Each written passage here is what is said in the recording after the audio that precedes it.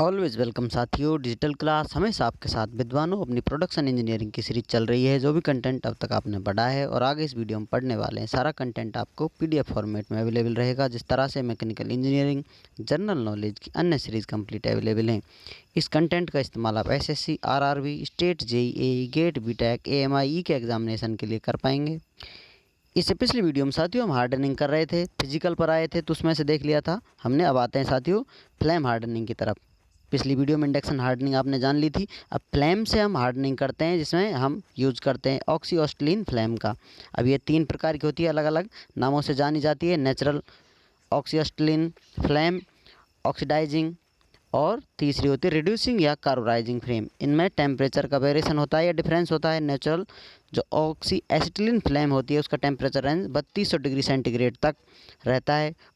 Oxidising flame का 3300 से 3400 degree centigrade, और रिड्यूसिंग या कार्बोराइजिंग फ्लेम का temperature 2900 degree centigrade, 2900 degree centigrade तक की रेंज में रहता है।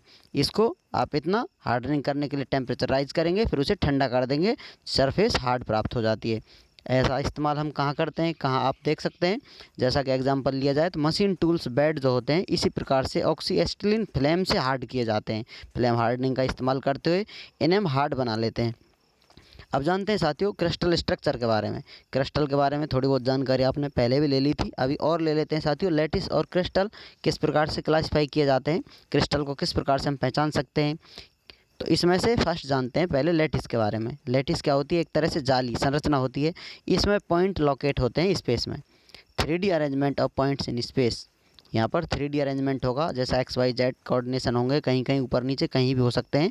तो इसका अरेंजमेंट होगा। इसमें पॉइंट आपको देखने को मिलेंगे, जैसे यहाँ आप देख सकते हैं ये पॉइंट नज़र आ रहे हैं, सिर्फ पॉइंट हैं। यहाँ पर एटम अरेंज किए जाते हैं, व्यवस्थित किए जाते हैं। तो लैटिस ट्रांसलेशन किसे कहते हैं? लेटिस ट्रांसलेशन, जो इनकी डिस्टेंस है, रेंज है इनके बीच में, ये लेटिस ट्रांसलेशन। ये इस तरह से जो डिस्टेंस दे रखी है, एक तरह से आपने फ्लूइड मैकेनिक्स में देखा होगा ट्रांसलेशन, ये अरेंजमेंट ऐसा ही रहेगा। कहीं इधर उधर आप मूव करें तो इनकी डिस्टेंस इनके बीच में फिक्स रहती है, तो इसे आप लेटिस ट्रांसलेशन कह सकते हैं। अब आते हैं साथियों लेटिस ट्रांसलेशन जानने के बाद लेटिस क्रिस्टल के बारे में आते हैं। क्रिस्टल किसे कहते हैं? Arrangement of atoms in space. अब तक आपने पॉइंट देखे थे कहाँ पर एटम को आप अरेंज कर सकते हैं। अब यदि आप वहाँ पर एटम अरेंज कर देते हैं, एटम व्यवस्थित कर देते हैं, तो वो संरचना जो बनती है उसे क्रिस्टल अरेंजमेंट या क्रिस्टल कहते हैं। Arrangement of atoms in space. अब स्पेस में जब अब तक आपको पॉइंट नज़र आ रहे थे, वहाँ पर आपने एटम डाल दिए, तो समझ लीजिए ये अलग अलग पॉइंट थे। तो अब ये छोटे छोटे जो नज़र आ रहे हैं एटम्स हैं, ये लगे हुए हैं। तो इस प्रकार की संरचना ही क्रिस्टल कहलाती है। इसमें से क्रिस्टल ये बहुत हो सकते हैं, कितना बड़ा आगे पीछे 3D में अरेंजमेंट देखें इनका तो बहुत बड़े हो सकते हैं। बारीकी संरचना है, आप कह सकते हैं माइक्रोस्कोपिक लेवल पर देखी जा रही है।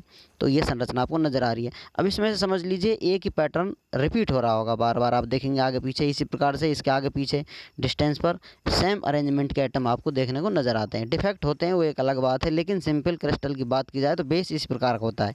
तो एक छोटी सी कड़ी हम ले लेते हैं, समझ लीजिए इसके आगे पीछे ऊपर नीचे सेम होगा, इनमें से कोई भी आप ले सकते हैं। तो ये समझ लीजिए इस प्रकार से क्यूब है, आगे पीछे भी रहेगा। तो इसमें से किसी एक पर हम स्टडी करते हैं, जिसका फंडामेंटल होता है या बेस होता है, उसको यूनिट सेल के नाम से हम जानते हैं, उसे हम यूनिट सेल बोलते हैं। ये एटम है, इसके आगे पीछे ऊपर नीचे सभी तरफ एटम होंगे। जब तक हम पढ़ते आ रहे थे, जैसे क्यूबिक पैक किस प्रकार से पैकिंग होती है, अरेंजमेंट होता है, कितने एक यूनिट सेल में कितने एटम होते हैं, कितना स्पेस होता है, ये सब हमने पहले भी डिटेल में जान लिया था। अभी आपको यूनिट सेल के बारे में पता चल गया, लैटिस क्रिस्टल के बारे में पता चल गया है। तो ये क्या है? Basic structure of A crystal. ये समझ लीजिए फंडामेंटल है, ये बेस है क्रिस्टल स्ट्रक्चर का। यही बढ़ता जाएगा और आपको नया नया क्रिस्टल अरेंजमेंट देखने को मिलेगा। इन्हें बेसिक से जानने का ये है साथियों। अभी हम मिलर इंडेक्स से जानना चाहेंगे, तो अभी छोटी छोटी बारीकी आपको पता होंगी, तो आपको पता चल जाएगा किस चीज़ की बात की जा रही है डायरेक्ट। तो उसमें यूनिट सेल कैरेक्टरिस्टिक्स के बारे में हम जानेंगे, किस प्रकार से इंटरएक्सियल एंगल होते हैं, क्रिस्टलोग्राफिक एक्सिस होता है, जो ये सब किस प्रकार से हम एक्सप्रेस करते हैं, जिससे मिलर इंडाइसेस हम समझेंगे, देखेंगे। या कहा जाए यूनिट सेल में या कहीं भी किसी भी अरेंजमेंट में यदि किसी प्लेन पर चर्चा करनी हो, किस प्रकार का प्लेन है, तो मैथमेटिकल फॉर्मेट में उसे हम किस प्रकार से एक्सप्रेस कर सकते हैं, उसके लिए ये बेसिक जानकारी ज़रूरी है। फिर ये सब डिटेल में जानेंगे। उम्मीद करते हैं विद्वानों वीडियो में दी गई अब तक की जानकारी आपको अच्छे से समझ में आई होगी। अभी भी आपका कोई कन्फ्यूजन है तो आप हमसे कमेंट कर पूछ सकते हैं साथियों। आप चाहें तो कॉन्टैक्ट कर सकते हैं, कॉन्टैक्ट लिंक आपको वीडियो डिस्क्रिप्शन में मिल जाएगा। वीडियो को देखते रहें, सीरीज़ एंजॉय करते रहें। कोई भी क्वेरी हो सीरीज़ से रिलेटेड तो आप हमसे कमेंट कर पूछ सकते हैं साथियों। जो भी आपको कॉन्टैक्ट लिंक मिलेंगी उन लिंक से आप संपर्क कर हमें कोई अपना सुझाव दे सकते हैं, या फिर हमसे जो कुछ चाहें PDF फॉर्मेट में रिकमेंडेशन, जो भी दिल की चाहत हो, कुछ कहना हो तो वो सुना सकते हैं। हमें आपके फीडबैक का इंतज़ार रहेगा। वीडियो को अंत तक देखने के लिए, चैनल को सपोर्ट करने के लिए एक बार फिर से आपका बहुत बहुत धन्यवाद। मिलते हैं नेक्स्ट वीडियो में, तब तक पढ़ते रहिए, व्यस्त रहिए, मस्त रहिए। जय हिंद, वंदे मातरम।